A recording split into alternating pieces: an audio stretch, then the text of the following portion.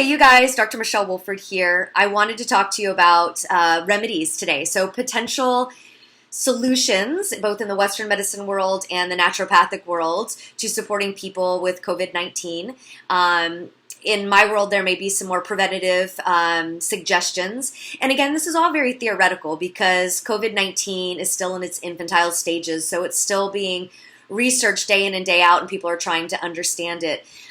So please take that into consideration that when I talk about the Western medicine stuff, I'm pulling from a study of 20 people, which is still very valid, but it's still very young.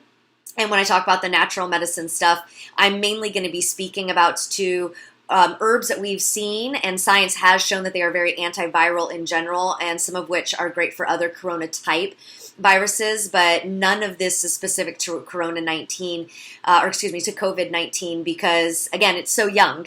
And so please watch the immunology video because I think it will give you a deeper understanding of the science behind everything. And I'm going to kind of blow through that, so you'll kind of hear me throw out things like natural killer cells and T1 responses and NF kappa beta, and you may be like, what the heck is this woman talking about? But this is very remedy specific, and this is why it becomes so important to have somebody monitoring your health, is because there's so many nuances to why we would choose an herb for you. And it's going to be your past medical history and how this is, maybe, let's say you do have COVID-19, and how it's showing up for you in your own physiology. Is it a central nervous system manifestation? Is it in your lungs? Is it in your kidney? Is it in your bowels?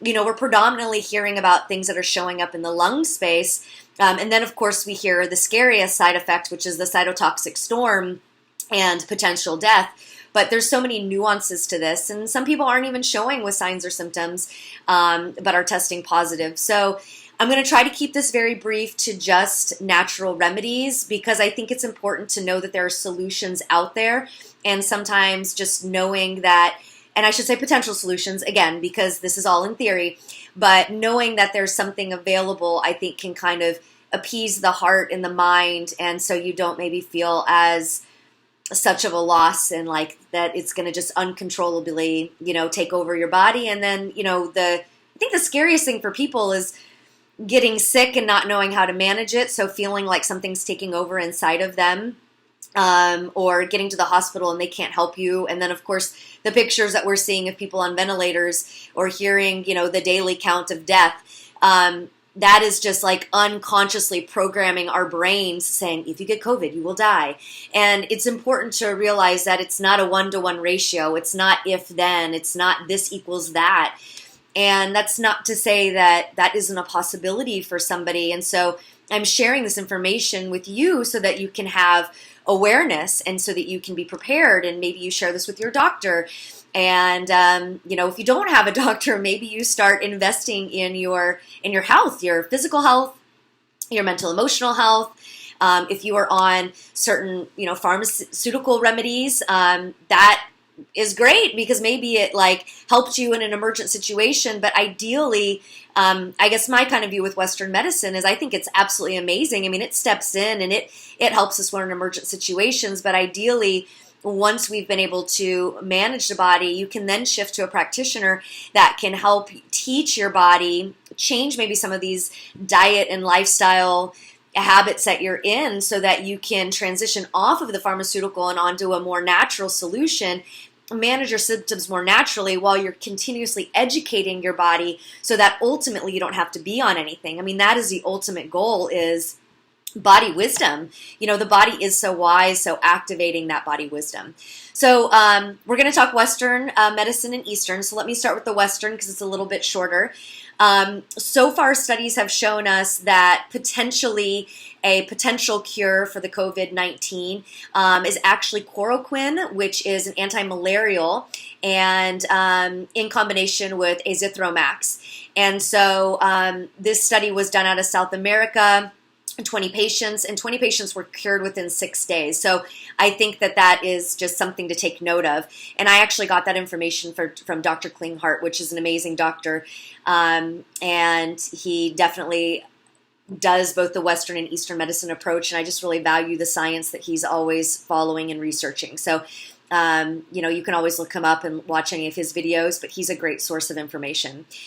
So it appears that the antivirals that we are currently aware of aren't going to work for COVID-19 because, just to give you a brief immunology here, so different viruses, different corona-based viruses, they all have different types of spike proteins, right? This would be two different examples. And so as we're looking at other types of flus, maybe a spike protein looks like this, and maybe it has more of an affinity for salicylic acid in the body. Whereas with COVID-19, it has an affinity for an ACE2 receptor site. And so the antivirals that we currently have to date are not going to be effective or have not shown to be effective for COVID-19. However, like I said, there's this one study that I've seen thus far, and granted, we're again at just such the infantile stages. I'm sure there's amazing things that will come forward, but that's what we've seen thus far. The other half of it is we have also seen that using Advil is not recommended. So there was a study that showed that that taking Advil or taking ibuprofen and any sort of NSAID can exacerbate the disease. And so ibuprofen is a COX inhibitor, which puts a stress on the renal, angiotensin, aldosterone system, and so we're seeing that that is exacerbating people's symptoms. So acetaminophen seems to work better if you're going to go more of the Western route. Okay, so let's talk a little bit about natural opportunities here. Just again, as general antivirals in the naturopathic world, and I'm not saying go out and stock up on these antivirals. I will share with you a little bit, and again, watch the immunology lecture because I share with you how important it is for the body to be in balance. Like there is this ebb and flow immunologically that happens inside of the body, and so we don't want to all of a sudden just like force a particular type of immune system response or inhibit a particular type of immune system response, because that could actually shift the wisdom, the inner wisdom that your body already has. So do connect in with a practitioner that is knowledgeable, that can support you through this time. But I'm just going to give you some generalized ideas because I think it is of value. So some general antivirals would be things like astragalus, golden seal, elderberry, echinacea, Oregon grape, lobelia. Lobelia is an antiviral, but it's great for bronchodilating, so opening up lungs, so helping people with breath. In the immunology portion, you'll hear about like Th1 versus Th2 responses, and so if somebody is needing to stimulate the Th1 response, again, astragalus, melissa, berberin, echinacea. If you're needing to stimulate the Th2 response, herbs like white willow bark, rosemary, quercetin, curcumin. If you're wanting to inhibit NF-kappa beta, which is a potent activator of inflammation, which can lead to sepsis and these cytotoxic storms that we're talking about and hearing about that's scaring a lot of people in the media. Again, that's a possibility, and it's a possibility to be taken very seriously, but that is not a direct, yes, it will happen to you end result. And so, again, just like breathing and meditating and reducing stress, like there's just so much power in that because it keeps your immune system regulated. It keeps your immune system wise and in balance. It lowers inflammatory markers so that you don't change your internal environment, making it a more opportunistic host for a virus. So being educated is great, but like stressing about all of this is not going to serve you. So herbs that inhibit NF-kappa beta, and these are all, like there are studies on this. You can look at NIH, you could look, I mean, I'm sure you could find so much online through PubMed, but I have looked up all of this like throughout my years of medicine and kind of looked everything up to make sure I was giving you the best, most accurate information. So this is all very factual, and you can look it up if you want to go just validate. So curcumin, quercetin, melatonin have all been known to inhibit NF-kappa beta. Some things that inhibit the LPS induce a release of any sort of pro-inflammatory mediators. So Pro-inflammatory mediators would be like nitric oxide, ROS, interleukin 6, TNF alpha. And we can by inhibiting the NF kappa beta pathways, we can also prevent those other inflammatory markers from kind of doing their thing. So probiotics are great. Like, it's not just a marketing scheme. So probiotics, especially the bacillus strain of LBP32, Boswellia has known to be really, really great, which is also very anti-inflammatory by nature. Things that inhibit the CXCL10 secretion by the lungs. So there was an herb that was studied or apparently claimed to be used during the 1918 influenza pandemic. And as people were developing pneumonia, lomatium was that herb that was used, and it seemed to really be helping a lot of people. So again, like, if something happens, like, connect in with like your naturopathic medical doctor or somebody that you believe that is very wise and attuned to this kind of stuff, because again, it is theory. It's so far, especially related to COVID-19, but it seems like we have a lot of potentially really, really great tools that could support your body. And so I think that that is of value. Okay, so we talked a little bit about Th1, Th2 responses. Again, you don't necessarily want to stimulate the Th1 or the Th2 unless we know that you're dominant in the other. Again, great question for your doctor. So if you're not Th1 or Th2 dominant, but let's say you just want to like modulate those two, things like vitamin A, vitamin E, probiotics, colostrum can be really great Th1, Th2 modulators. And then T-regs, people that need T-reg support, watch the immunology video. But vitamin D and omegas are really great T-reg support. Again, just overall great immune support is vitamin C. We know this. There's been so many studies. I've talked about it in almost all my videos. And then other things to reduce interleukin 6, which is an inflammatory marker. So this marker is activated when people are in fear and worry and catastrophizing, which a lot of people are right now. You know, people are scared and they don't know what's going to happen to them or to their loved ones. And so, again, worrying is not going to be helpful right now. And worry does not solve the problem. And so things that you can do is just focus on managing your stress. If you have a hard time regulating that within yourself internally, and maybe there's extra support that you need, ask your doctor about things like passiflora, lemon balm, ashwagandha, which is really great for the adrenal glands as well. So things to kind of help you decompress and move into a more relaxing state. Meditation, deep breathing exercises, body movement, getting outside.